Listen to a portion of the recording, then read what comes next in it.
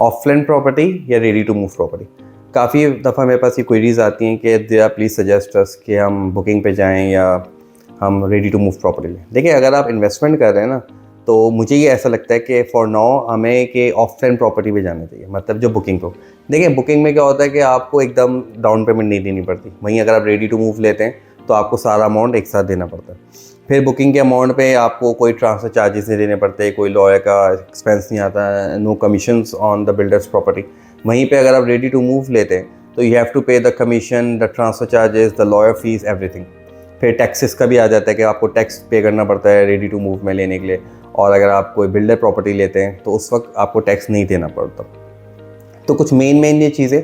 फिर एक और बड़ी जो एक रीज़न है वो ये भी है कि देखें, जो चीज़ जब प्रोडक्ट इंट्रोडक्टरी स्टेज पे होती है ना, मतलब इनिशियल स्टेज पे, जैसे कि अभी डिगिंग हुई है, तो उस प्रॉपर्टी में अभी अप्रिसिएशन आना बाकी होती है। और वही अगर आप रेडी टू मूव प्रॉपर्टी लेते हैं तो उसमें अप्रिसिएशन काफ़ी हद तक आ चुकी होती है। तो आई सजेस्ट कि ऑफलाइन पे जाना चाहिए। अगर आप इन्वेस्टमेंट कर रहे हैं, आप एक लॉन्ग टर्म तक उसको होल्ड कर सकते हैं, तो ऑफलाइन प्रॉपर्टी लेंगे तो उसमें आपको अप्रिसिएशन भी आती रहेगी, और फिर आप उसको अच्छे एक अमाउंट में एक अप्रिसिएशन के साथ उसको सेल आउट भी कर सकते हैं। Thank you.